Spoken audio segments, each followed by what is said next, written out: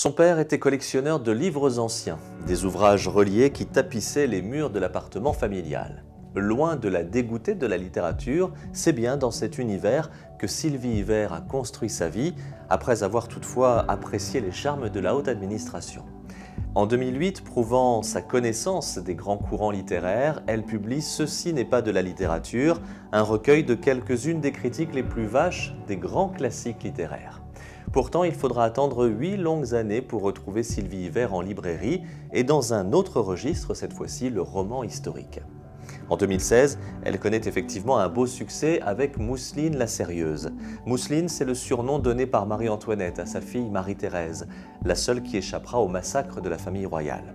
L'originalité de ce premier roman, faire parler la jeune princesse à la première personne, tout en étant rigoureuse sur la véracité historique et en respectant scrupuleusement la langue de l'époque.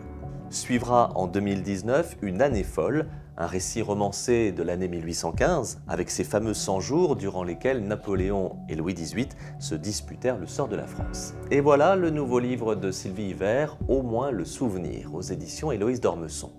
Poursuivant son exploration de la France du milieu du XIXe siècle, nous voici en 1862 quand Alphonse de Lamartine décide de quitter la vie publique alors que Louis-Napoléon Bonaparte, à qui il s'était opposé, bafoue allègrement les préceptes de la Deuxième République.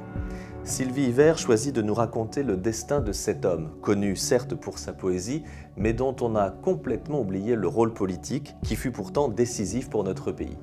Plutôt qu'une biographie classique, Sylvie Yver garde sa plume de romancière en donnant la parole à l'épouse de Lamartine, l'énigmatique Marianne. C'est elle qui va nous raconter les heures glorieuses, mais aussi les heures sombres de l'auteur des Lamentations.